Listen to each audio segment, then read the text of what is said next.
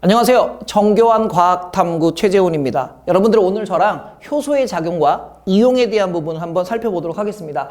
일단 우리 앞에서 효소는 자 무슨 뭐라고 해서 생체 촉매라고 얘기했죠.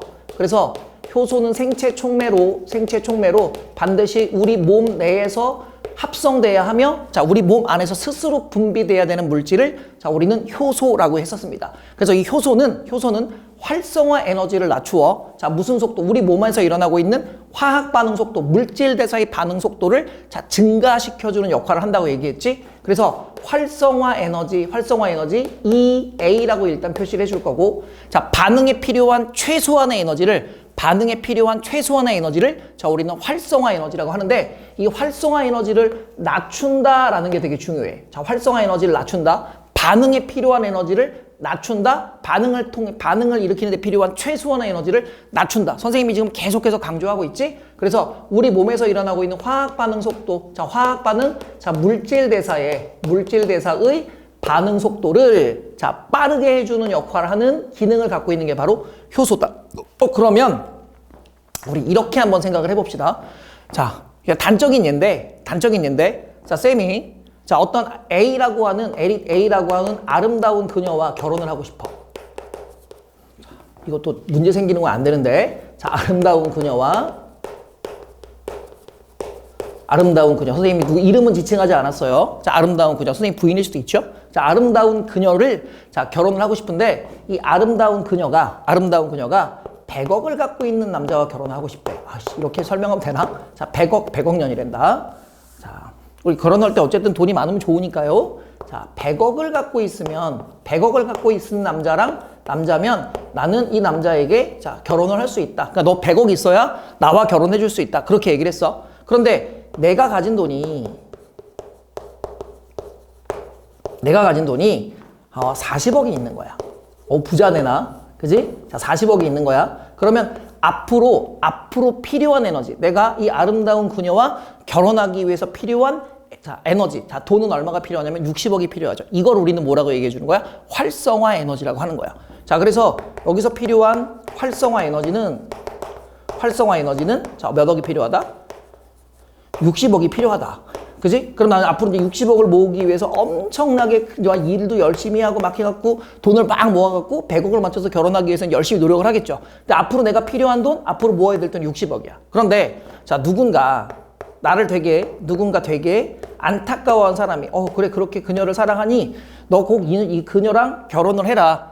자 그지? 그래서 내가 돈을 줄 수 없으니 이 누군가 B가 아름다운 그녀 A한테 가갖고 100억이면 너무 비싸잖아. 그치? 그러니까 우리 한 60억으로 해주시면 안 돼요? 그래서 100억을 얼마로 낮춰준 거야? 60억으로 낮춰준 거야.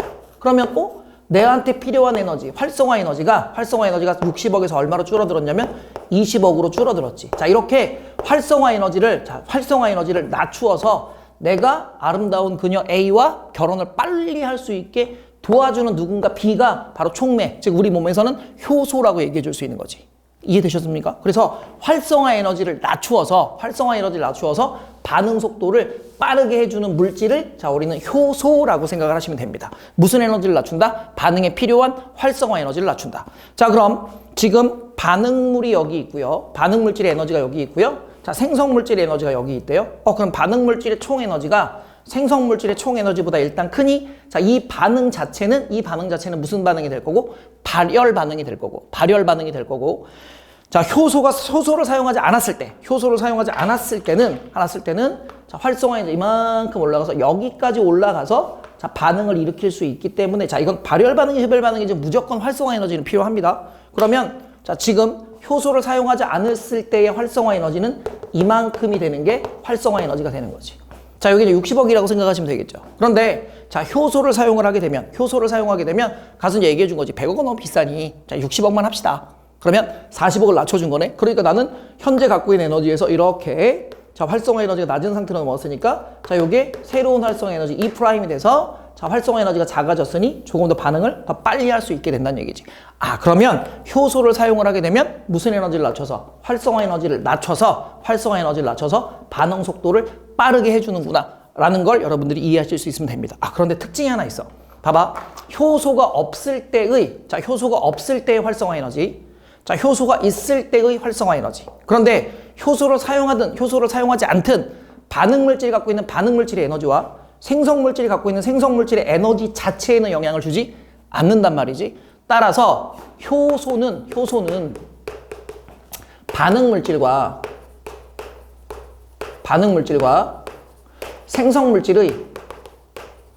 생성물질의 에너지 자체에는, 에너지의 크기에는, 에너지 자체에는 영향을 주지 않는 거야. 자체에는 영향을 주지 않기 때문에, 자, 효소를 사용을 하게 되면 활성화 에너지를 낮춰서 반응 속도를 빠르게 할 수는 있지만, 자, 효소를 사용하지 않았을 때나 효소를 사용했을 때나 발열량이죠. 여기서는 지금 발열량이 되겠네. 반응물질이 갖고 있는 에너지와 생성물질이 갖고 있는 에너지 자체에는 영향을 주지 않았기 때문에 효소를 사용하든 효소를 사용하지 않든 반응열의 크기에는 영향을 주지 않습니다. 그래서 효소는 반응열의 크기에는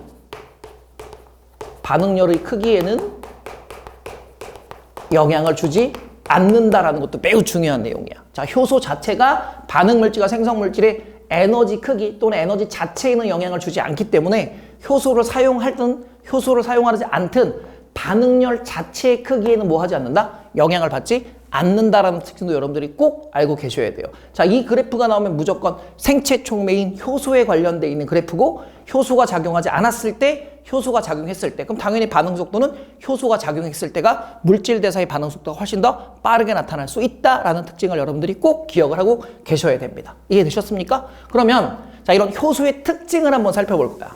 효소가 어떤 특징을 갖고 있느냐.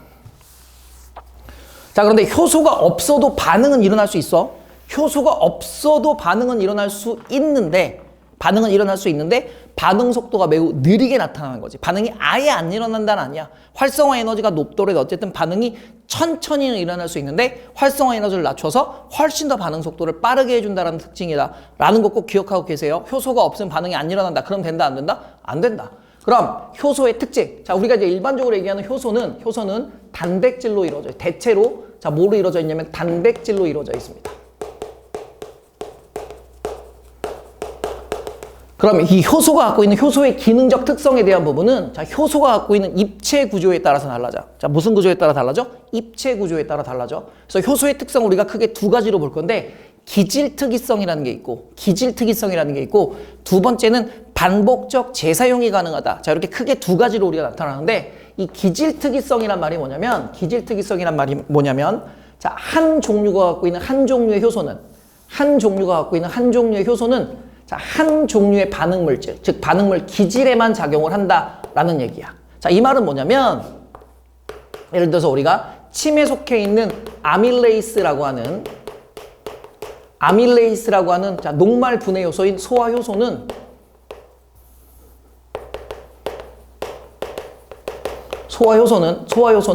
자, 한 종류의 반응물, 자, 녹말과 반응해서 녹말을 뭐로 분해한 역할?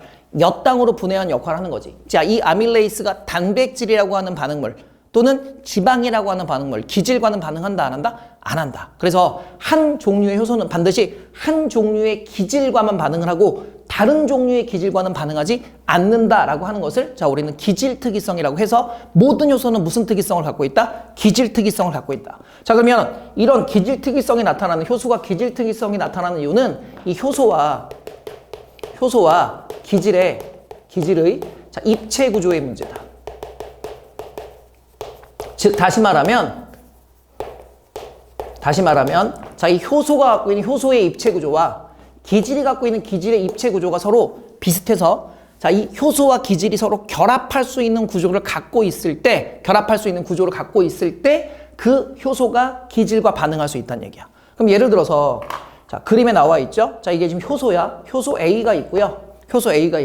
자, 반응물 두 종류가 있네요. 한 반응물은 기질 A가 있고, 김 스몰 a라고 할까? 자, 기질 스몰 a가 있고, 자, 기질 스몰 b가 있어. 자, 이때 효소와 기질이 결합할 부위가, 자, 여기로 이렇게 정해져 있다면, 자, 반응물 또는 기질 A의 모양이 이렇게 돼 있고, 자, 반응물 또는 기질 B의 모양이 이렇게 돼 있을 때, 자, 반응물 A는 요렇게 들어가서 요 부분과 자, 효소의 요 부분이 서로 반응할 수 있는 입체적 구조를 갖고 있지. 그러면 효소 A는 기질 스몰 a하고는 반응을 할 수 있으므로 기질 스몰 a와 효소 A는 반응할 수 있는 조건의 기질이 되는 거지. 그런데 기질 B 같은 경우에는 기질 B의 결합 부위가 효소 라지 A의 결합 부위와 특정 모양이 서로 다르기 때문에 자, 얘는 반응할 수 있다. 결합할 수 있다, 없다? 결합할 수 없다. 따라서 효소 라지 A는 기질 스몰 B하고는 반응하지 못하고 기질 스몰 A하고는 반응할 수 있으므로 효소 A에 대한 기질 특이성에 관련되어 있는 반응 기질은 스몰 a하고만 반응할 수 있고 스몰 b하고는 반응할 수 없다라는 게 자, 이런 효소의 기질 특이성이 됩니다. 자, 따라서 이런 특징 때문에 효소의 또 다른 특징 중에 하나가 뭐냐면 효소는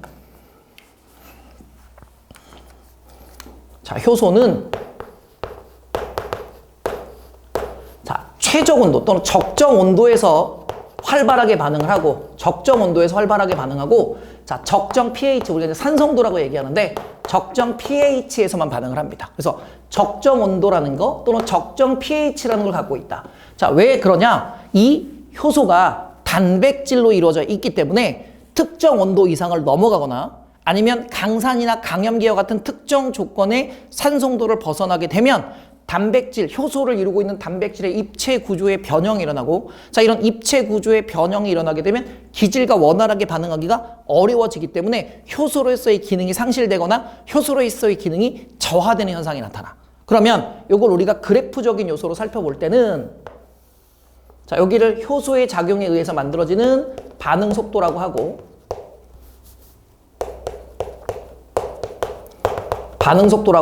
자, 여기를 이제 우리가 온도라고 했을 때, 자, 보통 우리 체온이 한 37도 정도 될 테니까 37도 범위 내에서는 자, 온도가 37도 기준으로 이게 적정 온도 또는 최적 온도라고 우리가 생각해요. 효소가 기능을 발휘할 수 있는 최적 온도라고 생각하면 되고 자, 최적 온도를 기준으로 최적 온도에서 반응 속도가 가장 빨라.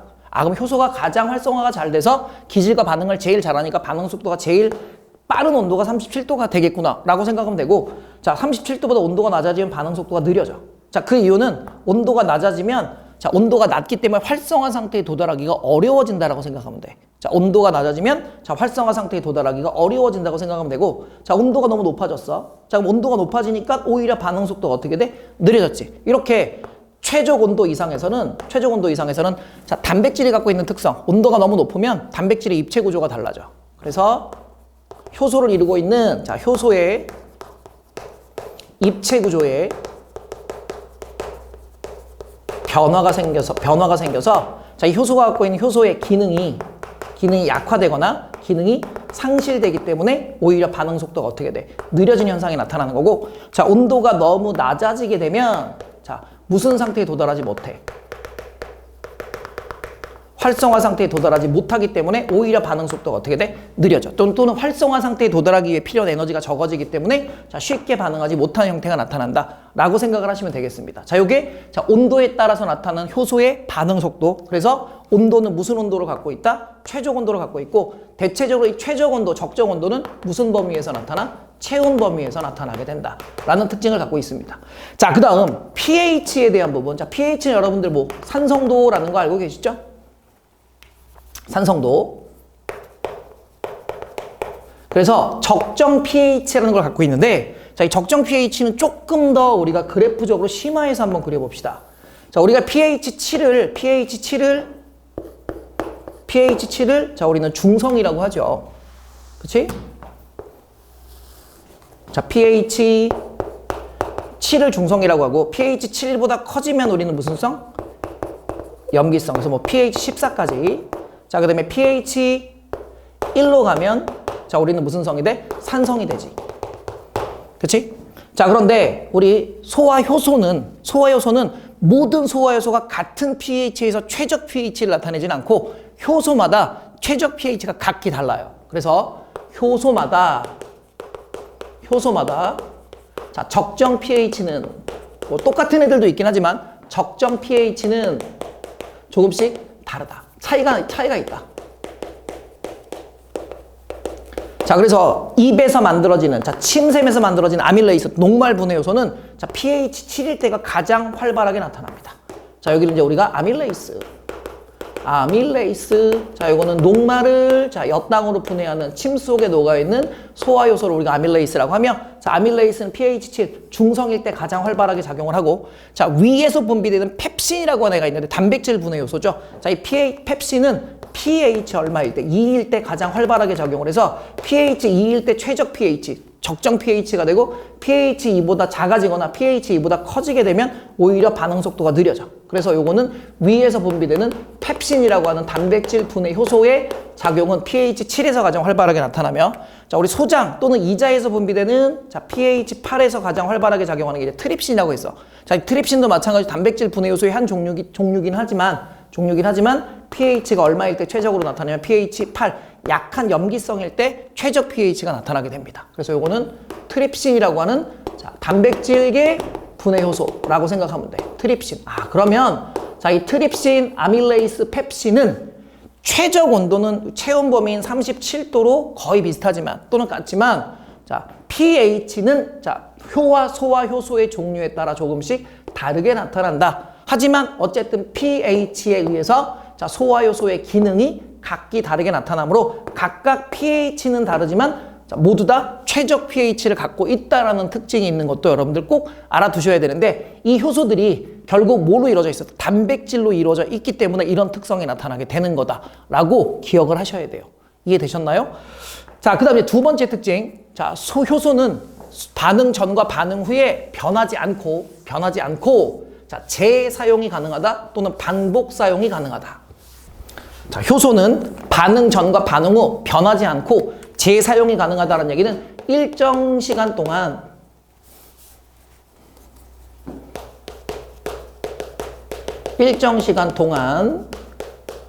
자, 반복 사용이 가능하다. 계속 무한 반복은 안 되지만 반복 사용이 가능하다라는 거야. 자, 그래서 반응물을 우리가 이제 뭐라고 불러줘? 기질이라고 하고, 자, 반응물을 뭐라고 한다고? 기질이라고 하고요. 자, 그 다음에 소화 효소가 있네. 그러니까 일반적인 효소가 있네. 요걸 우리가 반응물 스몰 a, 아까 효소 라지 a. 자, 이 효소와 반응물의 결합 부위가 서로 일치해서 반응물과 효소가 이렇게 결합을 하게 되는데, 자, 반응물과 효소가 결합을 하게 되는데, 자, 이렇게 결합한 상태를 우리는 효소, 자, 조금 크게 쓸까요? 효소, 기질, 복합체라고 불러줘요. 자, 이렇게 효소와 기질이 결합되어 있는 상태를 자, 우리는 효소, 기질, 복합체라고 하고요. 복합체라고 하고, 자, 이렇게 효소와 기질이 결합해서 복합체를 이룬 후에 다시 효소랑 기질이 분리되면서 새로운 생성물질이 만들어지게 됩니다. 자, 이해되셨습니까? 그래서 이렇게 새로운 생성물질이 만들어졌고, 자, 남아있는 효소는 없어지는 게 아니라 새로운 기질과 동일한 새로운 기질과 만나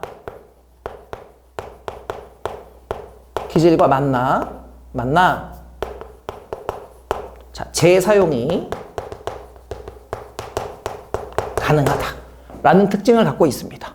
이해되셨습니까? 자, 그러면 효소의 특성 크게 두 가지. 일단 첫 번째는 자, 효소는 기질 특이성을 갖고 있어서 한 효소는 여러 종류의 기질과 함께 계속해서 반응하는 게 아니라 그 중에서 특정 기질인 한 기질과만 반응할 수 있다. 자, 요게 효소와 기질의 입체적 구조의 문제에 의해서 나타난다라고 얘기를 해서 기질 특이성이라고 하고, 효소는 한 번 사용하고 없어지는 게 아니라 한 번 사용한 후 그대로 남아서 새로운 기질과 반응해서 똑같은 반응을 반복적으로 수행할 수 있기 때문에 반응 후 재사용이 가능하다라는 특징을 갖고 있고, 자, 세 번째, 자, 효소는 주로 단백질로 구성되어 있기 때문에 효소의 재질 자체가 단백질로 구성되어 있기 때문에 적정 온도와 적정 pH를 갖게 되는데, 적정 온도는 효소마다 거의 비슷하지만 적정 pH는 소소에 따라 조금씩 어떻게 돼? 달라진다라는 특징도 여러분들 꼭 기억하고 계시기 바랍니다.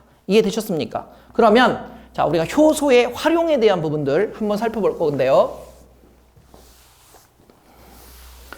자, 이건 그냥 여러분들 외워주시면 됩니다. 자, 효소는 생명체 몸 안에서도 작용을 하지만 생명체 밖에서도 작용을 할 수 있어. 단 생명체 내에서 스스로 합성되고 우리 몸에서 스스로 효소를 만들어내고 거기서 생명체 내에서 분비가 되어야만 되는데, 자, 이 효소가 생명체 바깥으로 나오더라도 생명체 밖에서도 자, 원래 작용대로 조건만 맞으면 자, 원래대로 작용할 수 있다라고 합니다. 그래서 이런 효소를 이용해서 우리가 뭐 일상생활에서도 이용되고 의학 분야에서 이용되고 산업 분야에서도 이용되고 환경 분야에서도 이용이 되는데, 일단 일상생활에서 이용되는 게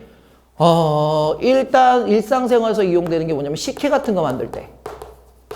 자, 식혜는 자, 엿기름을 이용해서, 그럼 엿기름이 뭐가 되냐면 촉매가 되겠죠. 생체 촉매인 효소가 되겠죠. 이 엿기름 속에 뭐가 들어있냐면 아밀레이스라고 하는 게 들어있고, 자, 이 아밀레이스는 자, 녹말을 엿당으로 분해하기 때문에 자, 녹말, 밥알을 자, 이 엿기름을 같이 집어넣게 되면 엿기름 속에 있는 소화효소인 아밀레이스에서 엿당으로 분해되면서 자, 달달한 음료가 나타나게 됩니다. 그래서 자, 식혜를 만들 때 뭐를 사용하는 거? 엿기름을 사용하는 것도 자, 우리 일상생활에 사용하는 효소의 활용이고요. 그 다음에 세제. 자, 천연 세제 같은 경우 효소를 이용해서 단백질 분해 요소인 세제, 그 다음에 뭐 치약, 그 다음에 화장품 같은 거 사용할 때도 자, 이 효소를 이용을 합니다. 화장품. 자, 이런 것들은 보통 우리가 이제 일상생활에서 사용한다고 생각하시면 되고요. 자, 그 다음에 의학 분야 같은 경우에는 뭐가 있냐면 자, 요 검사지라고 해서 우리가 소변 검사지. 소변을 묻혔을 때 그 소변 검사지에 있는 효소와 소변에 있는 특정 물질이 반응을 해서 특정한 색깔로 변하게 되면 뭐 당뇨병이 있네, 아니면 소변에 무슨 문제가 있네, 그걸 통해서 이제 우리 몸에 있는 어떤 특정한 문제점들을 찾아내는 과정이라고 생각하시면 되고요. 그 다음에 혈당 검사지. 자, 혈당 검사지. 자, 그 다음에 산업 분야 같은 경우에는 어떤 게 있을까? 섬유, 가죽 등의 자, 무슨 공업? 섬유공업에 사용이 됩니다. 자, 섬유라든가 뭐 그다음에 염색 같은 것도 마찬가지. 섬유에 염색을 한다거나 아니면 가죽을 세척하거나 아니면 가죽에 가공을 하거나, 자, 이런 섬유공업에 주로 많이 사용을 하는데, 자, 우리가 청바지 탈색하는 거. 자, 옛날에는 화학약품을 많이 썼는데요. 자, 요즘에는 이 청바지를 탈색할 때 천연효소를 사용해서 인체에 조금 더 덜 유해하게 만들어내는 과정이 생긴다라고 생각하면 되고, 그럼 환경 분야 같은 경우에는 수질 검사. 그래서 뭐 하천의 오염 검사도. 그 다음에 뭐 정화시설에 사용된다. 정도로 여러분들이 그냥 효소가 이런 형태로 활용이 된다라는 거 알아두시면 될 것 같아요. 자, 이해되셨습니까? 자, 그러면 요건 이제 간단하게 여러분들 외워주시고요. 자, 그냥 다 봐도 이게 효소를 이용한 과정이구나라는 거 그냥 여러분들 충분히 이해할 수 있는데, 자, 이제 실험에 대한 부분을 한번 살펴볼게요. 자, 카탈레이스라는 게 있는데, 이 카탈레이스는 당연히 무슨 촉매다? 생체 촉매다. 그래서 얘는 뭐 감자즙에도 들어있고요. 감자에도 들어있고요. 무에도 들어있고요. 자, 동물의 생간에도 들어있습니다. 생간 또는 간에도 들어있는데, 자, 이런 무즙이나 뭐 감자즙, 배즙도 마찬가지. 자, 감자, 무, 생간 등에 있는 자, 생체 촉매 중 하나, 효소 중 하나이며, 자, 얘는 과산화수소를 분해합니다. 자, 뭐를 분해한다? 과산화수소를 분해한다. 자, 우리 몸에 과산화수소가 있으면 별로 좋지 않아요. 그래서 이 과산화수소는 여러분들 알겠지만, 자, H2O2라고 하는 자, 물 분자에 산소 하나가 더 결합되어 있는, 산소가 과하게 결합되어 있는 물질이다 라고 해서 이게 과산화수소라고 하는데, 자, 이 과산화수소 같은 경우는 자, 이런 카탈레이스에 의해서 자, 자연분해도 돼요. 자연분해도 되지만 자, 자연분해는 잘 안 돼. 그래서 촉매를 이용해서 빠르게 분해시켜 주는데, 자, 뭐하고 뭐로 분해되냐면 물과 뭐로 분해되냐면 산소로 분해가 됩니다.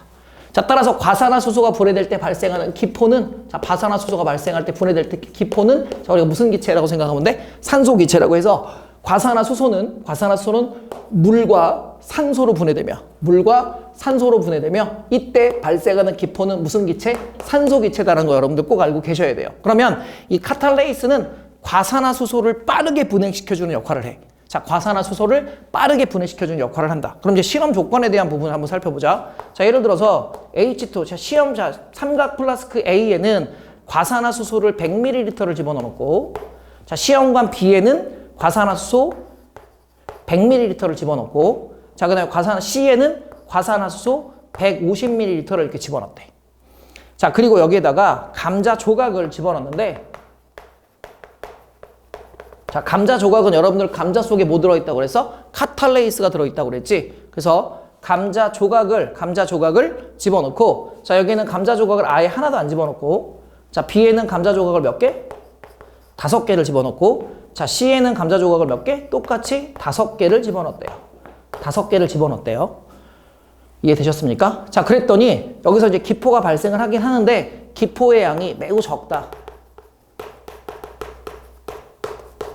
매우 적다.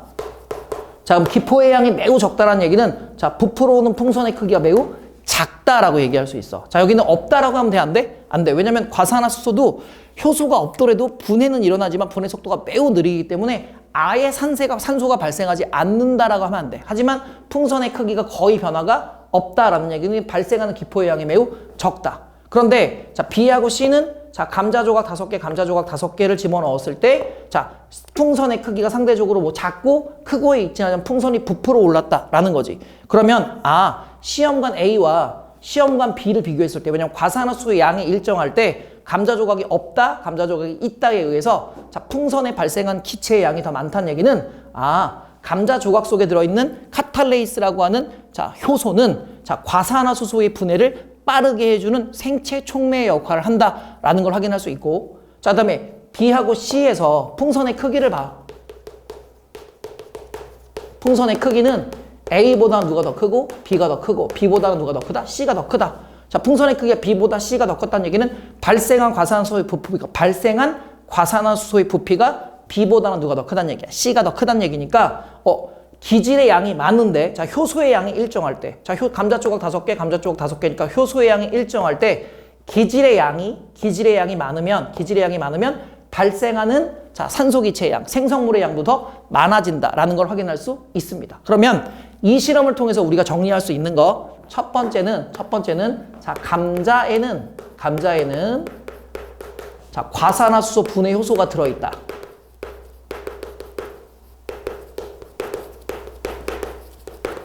자, 과산화수소 분해 효소가 들어있다.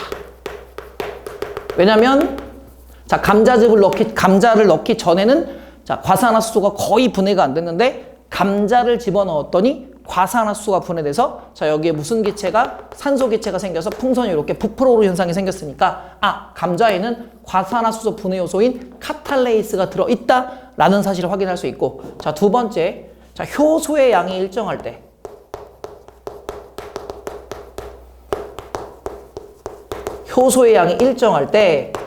자, 반응물의 양이 많을수록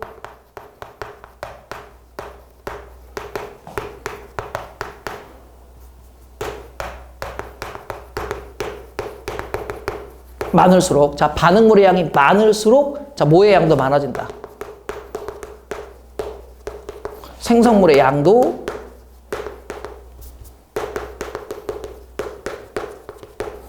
많아진다 라는 특징을 갖고 있습니다. 자, 그러면 감자에는 과산화수소 분해 효소가 들어있다라는 건 자, 삼각 플라스크 A와 삼각 플라스크 B를 비교하면 되고, 자, 효소의 양이 일정할 때 반응물의 양이 많을수록 생성물의 양도 많아진다라는 것, 또는 반응 속도가 빨라진다라는 것은 자, 삼각 플라스크 플라스크 B와 플라스크 C를 비교하게 되면 효소의 양이 같을 때 자, 반응물의 양이 많으니 생성물의 양도 많아진다, 또는 같은 시간 동안 생성된 산소 기체의 양이 많아진다라는 특징을 함께 이 실험을 통해서 확인하실 수 있게 됩니다. 이해되셨습니까? 자, 이 시험지 굉장히 잘 나오니까 여러분들 실험 과정에 대한 부분들 꼼꼼하게 살펴보시기 바랍니다. 그럼 선생님이 이제 하나 더 설명을 할 건데, 선생님 그러면 이 조건은 있잖아.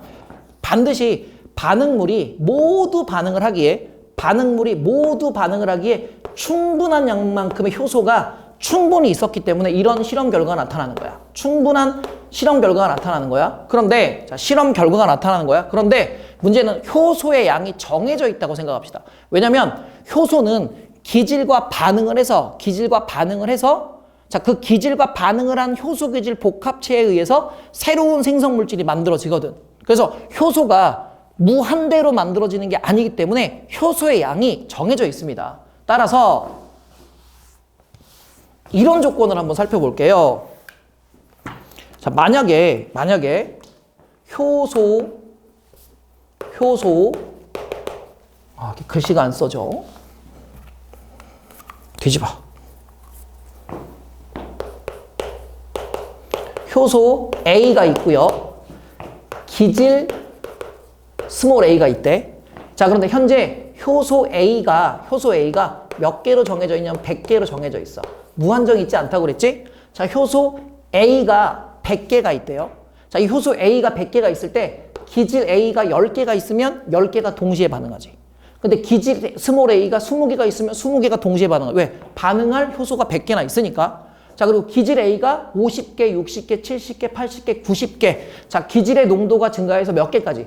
100개까지 증가하게 되면, 자, 기질의 농도가 증가할수록 효소의 양 100개로 일정하기 때문에 기질과 반응할 수 있는 효소의 수가 100개로 정해져 있으니까 기질 A가 100개까지는 기질의 농도가 증가할수록 무슨 속도가 빨라져야 돼? 효소에 의해서 나타나는 자, 반응 속도가 빨라져야 되거든. 그럼 자, 만약에 여기에 반응 속도를 집어넣고 여기에 기질의 농도를 집어넣었을 때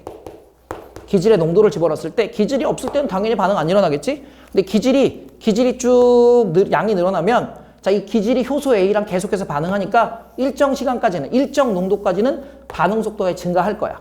그러다가 기질의 농도가 지금 조건 100개가 됐다고 가정합시다. 이 조건에서 100개가 됐다고 가정하면 기질이 1000개, 2000개, 3000개가 들어오더라도 효소 A가 100개밖에 없으니까 한 번에 효소 A와 반응할 수 있는 기질은 100개밖에 없지. 그러니까 그때는 100개씩 순차적으로 반응을 해야 되기 때문에 같은 시간 동안 생성되는 기질의 양도 일정하게 유지가 돼야 돼.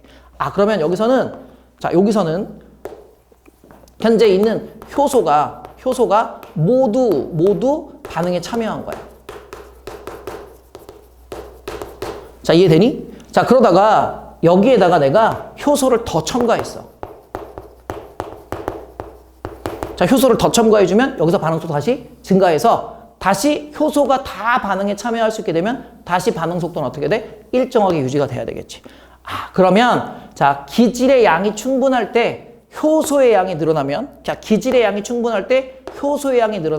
반응 속도는 더 빨라질 수 있지만 효소의 양이 일정할 때는 기질의 농도가 증가해도 반응 속도는 더 이상 증가하지 않는다. 자, 이게 효소와 기질이 결합을 통해서 효소기질 복합체를 형성해야만 반응이 일어날 수 있기 때문에 효소 자체의 개수에 따라서 기질의 농도에 관계없이 반응 속도가 일정한 단계가 나타날 수 있다는 거. 그러니까 특정 농도 이하에서는 반응 속도가 증가하지만 자, 특정 농도 이상에서는 기질의 농도가 증가해도 반응 속도는 더 이상 증가하지 않으므로 이때 효소를 더 첨가하게 되면 효소 기질 복합체의 수가 늘어나기 때문에 반응 속도는 다시 증가하는 현상이 나타날 수 있다. 자, 이 그래프도 여러분들 자, 난이도가 높은 문제에서는 반드시 출제될 수 있으니까 꼭 확인하시고 넘어가시기 바랍니다. 복습 충분히 하시고요. 수고하셨습니다.